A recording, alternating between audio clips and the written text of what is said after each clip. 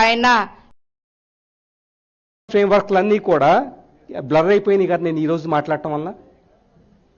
Okay, రేపు నాకంటే కన్విన్స్డ్గా ఇంకొకళ్ళు చెప్పారు, నా ఫ్రేమ్వర్క్ నుంచి ఆయన ఫ్రేమ్వర్క్లోకి వెళ్ళిపోతారు, ఆయన బాక్స్లోకి వెళ్ళిపోయేసి ఓ ఫలానా XYZ భలే చెప్పాడు, అసలు ఎంత అద్భుతంగా చెప్పారు, మొన్నటిదాకా శ్రద్ధగా చెప్పింది కరెక్ట్ అనుకున్నా, ఈయన కరెక్ట్ అని చెప్పేసి అనుకుంటారు.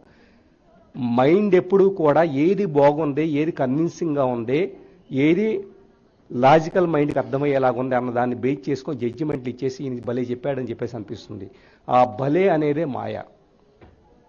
సో భలే సృష్టించేది ఏంటంటే కనుక నాలెడ్జ్ ఎంత బాగా చెబితే కనుక ఆటోమేటిక్గా వాళ్ళని పొగిడేసేస్తాం, గొప్ప అసలు నీ అంతటాడు లేడు అది ఇది అని చెప్పేసి అనేసేస్తాం. చెప్పేవాడికి అహం పెరిగిపోయింది, వినే వాళ్ళకేమో వాస్తవంగా ఒక పద్ధతులు ఇరుక్కుపోతారు. దీని వలన జ్ఞానం అనేది ఇక్కడ నుంచి ఓపెన్గా రాదు, అక్కడ వచ్చేటప్పటికి ఆ బాక్స్ని దాటి ప్రవర్తించడం జరగదు. అందుకనే యూనివర్స్ నుంచి మీకు ఎప్పటికప్పుడు ఆటోమేటిక్గా నాలెడ్జ్ వస్తూనే ఉంటుంది. నన్ను ఇంకొకళ్ళు ఎవరి ద్వారా కూడా ఏది పొందొద్దు, హ్యాపీగా సాధనలో ఉండండి.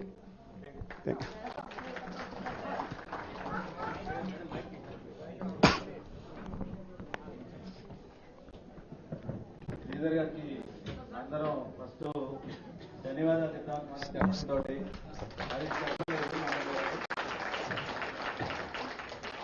నా పేరు మూర్తి అండి, కూకట్పల్లి నుంచి వచ్చాము. మీ చెప్పిన డైమెన్షన్ చాలా బాగుంది.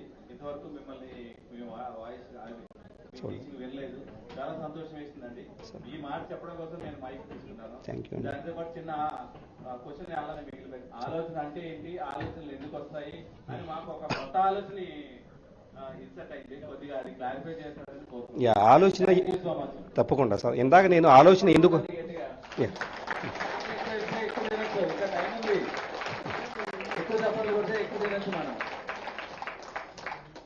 చాలామంది ఆలోచనలు ఇందాక నేను మీరు అన్నట్లు మధ్యలో స్టాప్ చేసి ఉన్నాను. ఆలోచనలు ఎందుకు వస్తున్నాయి అంటే అవి మనకి హెల్ప్ చేయడానికి వస్తున్నాయి. ఎందుకు హెల్ప్ చేస్తున్నాయి అంటే ఇందాక నేను చెప్పిన ఎగ్జాంపుల్, అతను వచ్చి నన్ను గ్రీట్ చేయలేదు, అతను నన్ను పలకరించలేదు అని చెప్పేసిన అహంతో నేను బ్లాక్ చేశాను కదా ఎనర్జీని. సో ఆలోచన ఏం చేసిద్ది అంటే దాని ఆ బ్లాక్ అని ఎనర్జీ రిలీజ్ చేయడానికి ట్రై చేసిద్ది. ఆలోచన ఏం చేస్తుందంటే కాసేపు ఎక్కడికి వెళ్ళిద్ది అంటే మొత్తం ఒక స్క్వేర్ తీసుకోండి, స్క్వేర్లో ఒక మూలకి వెళ్ళిద్ది. ఈ మూలకి వెళ్ళేసి ఏమైందంటే అతనికి నువ్వేం తెలియకపోవచ్చులే, జస్ట్ అతనికి చాలామంది స్పిరిచువల్ లీడర్స్ తెలిసాము కానీ నువ్వేం తెలియకపోవచ్చు అని అతను గ్రీట్ చేయాలని ఇక్కడికి వెళ్ళి ఆలోచిస్తుంది. ఇక్కడికి వచ్చి ఎంత తెలియకపోయినా కూడా నేను ఇక్కడికి వచ్చేసి మాట్లాడుతున్నప్పుడు నేను మాట్లాడిన స్పిరిచువాలిటీనే కదా, అతను విన్నాడు కదా, అతను అట్లీస్ట్ నన్ను గ్రీట్ చేయాలి కదా అని ఇక్కడికి వచ్చి ఆలోచిస్తుంది. మళ్ళీ ఇక్కడికి వచ్చేసి ఇవన్నీ నువ్వు పట్టించుకుంటా పోతే కనుక నువ్వు ఎలా స్పిరిచువల్ లీడర్ అవుతావు అని చెప్పేసి ఇక్కడికి వచ్చి ఆలోచిస్తుంది. మళ్ళీ ఇక్కడికి వచ్చి ఇంకో రకంగా ఆలోచిస్తుంది. ఈ నాలుగిటి దగ్గర చేసి ఆలోచించేది ఎవరంటే కనుక నా మైండ్. అంటే నా మైండ్ ఏం చేస్తుంది, ఈ 4 రకాలుగా వెళ్ళేసి ఎక్కడైనా కానీ అతని ద్వారా బ్లాక్ అయిన ఎనర్జీని రిలీజ్ చేయడానికి ట్రై చేస్తుంది. వాస్తవంగా ఆలోచన ఏం చేస్తుందంటే కనుక ఎనర్జీని రిలీజ్ చేయడానికి ట్రై చేస్తుంది. మనం దాన్ని గుర్తించి ఇందాక నేను చెప్పినట్టు కళ్ళు మూసుకొని ఆ బ్లాక్ అయిన ఎనర్జీ మొత్తాన్ని రిలీజ్ చేసేస్తే ఇంకా ఆలోచనే ఉండదు. Thank you. మాట్లాడండి, వాళ్ళ ఎవరు కూడా మాట్లాడండి. ఒకటి అడగం నేను.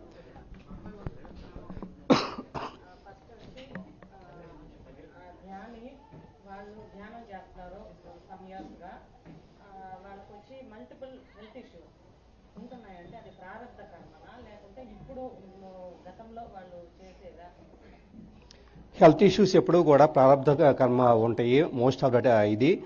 వాటిని ఇప్పుడు ఈ క్షణంలో మోసుకు తిరుగుతున్నా కూడా అంటే తన శరీరం మీద తనగా ఎక్కువగా గమనింపు ఉండేసి నాకు ఎంత ఇబ్బంది ఏర్పడుతుంది ఏంటని వాళ్ళు ఎక్కువ గమనించుకుంటున్నారు. ఉదాహరణ కడుపు నొప్పి వస్తుంది, సో ఇక్కడికే మైండ్ పెట్టేసేసి ఎక్కువగా దాని గురించి ఆలోచిస్తున్నారు అనుకోండి, ఆటోమేటిక్గా అది కూడా ఈ జన్మలో చేస్తున్న కొత్త కర్మ కింద లెక్క. నీ శరీరం పట్ల ఎక్కువ గమనింపు ఉంటే కనుక అది ఆటోమేటిక్గా ఈ జన్మలో చేస్తున్న కర్మ.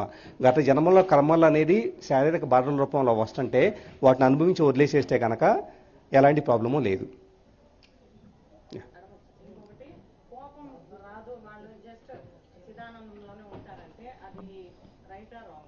ఉంటారు కదా. ఇప్పుడు ఇంతకుముందు నేను చెప్పినట్లు కోపం మొత్తం మీరు పుట్టినప్పటి నుంచి వచ్చిన కోపాలన్నింటినీ ఇందాక నేను చెప్పిన పద్ధతిలో రోజు సాధన చేసుకుంటే వెళ్ళి కోపం మొత్తం తీసి పక్కన పెట్టేసేయండి. ఇంకా కోపానికి మీ కారణమే లేదు. కోపానికి కారణమే లేనప్పుడు ఇంకా కోపం ఎందుకు వస్తుంది?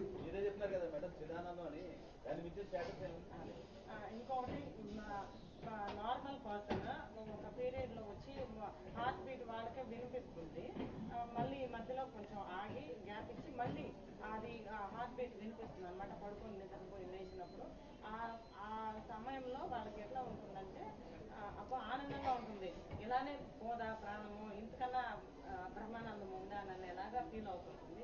దాని గురించి మీ ఇప్పుడు అటానమస్ నర్వస్ సిస్టమ్ అని ఒకటి ఉంది. అటానమస్ నర్వస్ సిస్టమ్ అంటే హార్ట్ బీట్ కానీ, టెంపరేచర్ కానీ, స్వేదం కానీ ఇలాంటివన్నీ కూడా మారిపోతూ ఉంటాయి. శరీరం తన పనితను దాన్ని బట్టేసి అప్పుడు ఉండే భావోద్వేగ స్థితిని బట్టి మారిపోతూ ఉంటుంది. దాన్ని కూడా గమనించుకొని నాకు ఇలా ఉంటే బాగుంది, ఇలా ఉంటే బాగలేదు అని చెప్పేసి అనుకుంటే కనుక మళ్ళీ అది కూడా మాయే.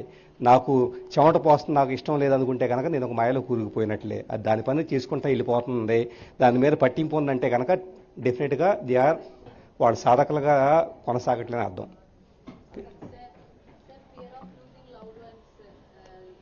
Fear of using okay.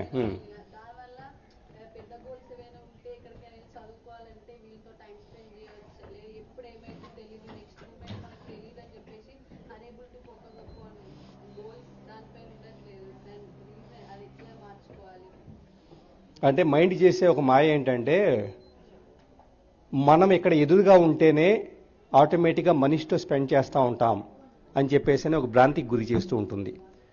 So వాస్తవంగా చెప్పాలంటే ఇంకొకటి ఏంటంటే దూరంగా వెళ్ళినా వాళ్ళ గురించి ఆలోచిస్తుంటే కనుక ఆటోమేటిక్గా వాళ్ళ గురించి నేను ఇంత ప్రేమగా ఉన్నానని చెప్పేసి ఆలోచిస్తుంటుంది. వాస్తవంగా ఏ మనిషి అయినా కూడా ఫస్ట్ ఆఫ్ ఆల్ ఒక లాజిక్ అర్థం చేసుకోమ్మా, ఈ భూమి మీదకి వచ్చింది సింగిల్ సోల్గా వచ్చారు అంతే. మీకు అన్నదమ్ములు ఉన్న, అక్క చెల్లెళ్ళు ఉన్నా, తల్లిదండ్రులు ఉన్నా, బంధువులు ఉన్నా, స్నేహితులు ఉన్నా, వీళ్ళంతా కూడా ఉన్నారు. వాళ్ళతో ఉన్నంతసేపు హ్యాపీగా ఉండండి. వాళ్ళు లేనప్పుడు ఇంకా నాకు ప్రాణం పోయిద్ది, లేదా వాళ్ళు ఏదో మిస్ అయిపోతారు, నేను చేయలేకపోతున్నాను అనుకుంటే కనుక ఖచ్చితంగా వాళ్ళకి మీ వలన బడ్డెనో, మీకు వాళ్ళ వలన బడ్డెనో. సో ఆటోమేటిక్గా మీ ఇద్దరు సోల్స్ సఫర్ అవుతాయి. సింపుల్గా ఏంటంటే వచ్చాము, మన బాధ్యతలు పూర్తి చేస్తున్నాము, మనం చదవాల్సింది ఏంటో చదువుకుంటున్నాము. వాళ్ళు ఉన్నప్పుడు వాళ్ళకి ఏమైనా చేయాలంటే చేస్తాము.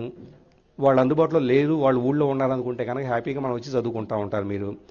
సో ఇలాగా ఎక్కడ ఏ క్షణం ఎలా ఉంటే కనుక ఆ క్షణంలో ఉండటం అనేది సాధన చేస్తే బీ ఇన్ ద మూమెంట్. ఇందాక నేను చెప్పినట్లు ఈ క్షణంలో ఉంటే వాళ్ళకి ఏది అయిపోతుందనే దిగులు బాధ ఏది ఉండదు. దిగులు బాధలన్నీ వాళ్ళ గురించి, వీళ్ళ గురించి, ఇలా వీటి గురించి ఏమీ లేదు. So always practice be in the moment.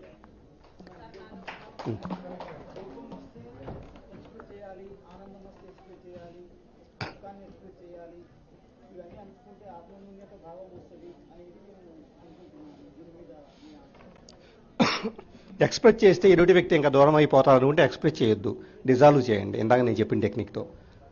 ఇప్పుడు నేను మీ మీద కోపం చూపించాను అనుకోండి, కోపం చూపిస్తే మీరు నాకు దూరం అయిపోతారు. అలా చూపించడం కంటే మీ మీద కోపం మొత్తాన్ని ఇందాక నేను ప్రాక్టీస్ చేసినట్లుగా పూర్తిగా వదిలేసాను అనుకోండి ఎనర్జీని, మీరు బాధపడరో, ఆటోమేటిక్గా మన రిలేషన్ స్పాయిల్ అవ్వదో, అట్ ద సేమ్ టైం వచ్చేటప్పటికే నా కోపం నన్ను దహించి వేయకుండా ఉంటుంది.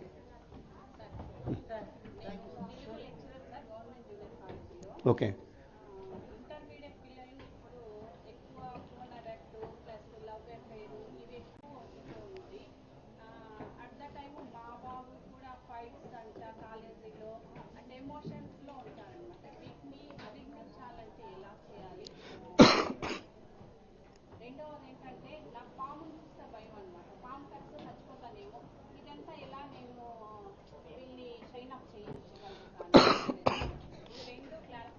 ఒకటమ్మా, గ్రూప్ కాన్షియస్నెస్ అని ఒకటి ఉంటుంది. గ్రూప్ కాన్షియస్నెస్ అంటే అందరూ నడిచే దారిలో అందరూ ఫోన్లు వాడుతున్నారు కాబట్టి మనం ఫోన్లు వాడాలి, వాటి ద్వారా ఎడిక్ట్ అవ్వాలి, లేకపోతే అందరూ మనం ఎందుకు చదువుకోవాలి, మనం ఎందుకు పనికిరాని ఆడము, వాళ్ళంతా ఆడుకుంటుంటే నేను ఎంజాయ్ చేయకుండా ఇలా ఉన్నాను. ఇదంతా కూడా గ్రూప్ కాన్షియస్నెస్. ఈరోజు సొసైటీ గ్రూప్ కాన్షియస్నెస్లోనే ఉంటుంది. వాళ్ళు తెలుసుకునే టైం అనేది ఆటోమేటిక్గా వస్తుంది. మీరు ఏం చెప్పినా కూడా అది మారదు. సమాజం మొత్తం ఎట్టి పరిస్థితుల్లో మారదు. సింపుల్గా జస్ట్ చూస్తూ ఉండండి, వాళ్ళు రియలైజ్ అవుతారు. ఇక పాము, ఇంకోటి కొంతమంది లిఫ్ట్ ఎక్కాలంటే భయం, రకరకాలు ఉంటాయి. సో భయాలన్నీ కూడా భయం ఎక్కడి నుంచి స్టార్ట్ అయిందంటే కనుక, సో గతంలో ఎక్కడో పాస్ట్ లైఫ్లోనూ ఈ లైఫ్లోనూ ఏదో సంథింగ్ బెటర్ ఎక్స్పీరియన్స్ జరిగి ఉంటుంది. సో అక్కడికి వెనక్కి వెళ్ళేసి ఆ భయం మొత్తాన్ని, భయమైనా, కోపమైనా, దుఃఖమైన, ఇందాక నేను చెప్పినట్లు ఏ భావోద్వేగమైనా సాక్షిభూతంగా ఇందాక నేను చెప్పినట్లు చూడండి, డిజాల్వ్ అయిపోతుంది కొన్నాళ్ళకి. ఆ ఒక్కటే అద్భుతమైన టెక్నిక్ అండి. నిజంగా మీరు ప్రాక్టీస్ చేయాలి, కానీ ఆ ఒక్కటే చాలా అన్నిటినీ డిజాల్వ్ చేస్తుంది.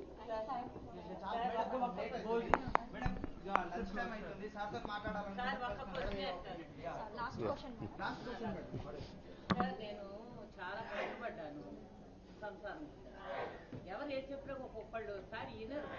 వినకపోతే కోపం వచ్చేస్తుంది. ఎందుకు వినరు మీరు, మంచి కోసమే కదా చెప్తుంది, ఎందుకు వినరు అని అంటారు. అని అంటే వాళ్ళు వినలేదు కోపం. మళ్ళీ ఇప్పుడు ఈ ధ్యానం చేసిన కాడి కూడా నాలో ఒక ఇది వచ్చేసింది. దాన్ని ఏమంటారంటే నాలో ఏదో సాధించాలని, ఎవరి కోసం నేను పట్టుకోవడం.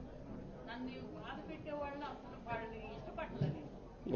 నాకు బాధ పెట్టేవాళ్ళని అసలు నాకు కావాల్సింది ఏంటి, నాకేదో కావాలి. అది ఏం కావాలి, ఆ ధ్యానం వల్ల నేను ఏం నేర్చుకోవాలి అని నేను ఇప్పుడు వచ్చి 10 రోజులు ఇక్కడ ఉంటున్నాను. అసలు మీకు ఏర్పడే సంఘర్షణ మీకు సమాధానం చెప్పిద్దండి. సంఘర్షణ పడండి, హ్యాపీగా సంఘర్షణ పడండి, కొన్నాళ్ళకి మీకే సమాధానం వస్తుంది.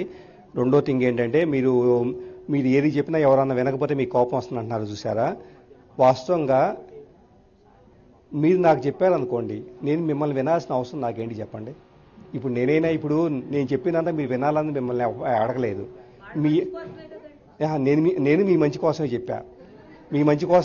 నేను మిమ్మల్ని వినమని చెప్పలా. మీరు వినండి, వినకపోండి మీ చాయిస్ అని చెప్పేసి అన్నట్లుగా నేను వదిలేసా. ఎందుకంటే ప్రతి సోల్కి తనకు ఎక్కడికి వెళ్ళాలో, ఎలా చేయాలో, తన జీవితాన్ని ఎలాగా మౌల్డ్ చేసుకోవాలో వాళ్ళకి తెలుసు. అంటే వాళ్ళ చాయిస్ వాళ్ళకు ఉంటుంది.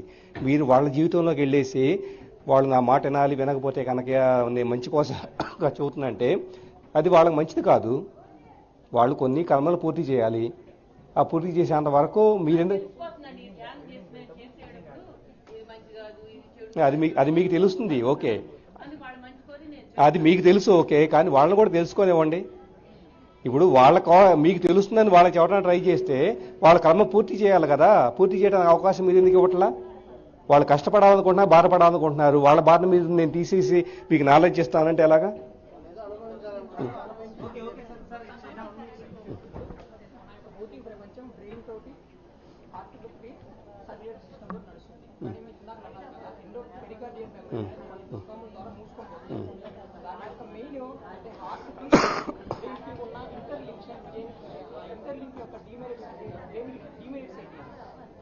యాక్చువల్లీ హార్ట్ నుంచి ఎప్పుడైనా గుండె నుంచి చాలామంది తక్కువగా అంచనా వేస్తారు. గుండె అంటే కనుక భౌతికంగా ఉండేది కాదు.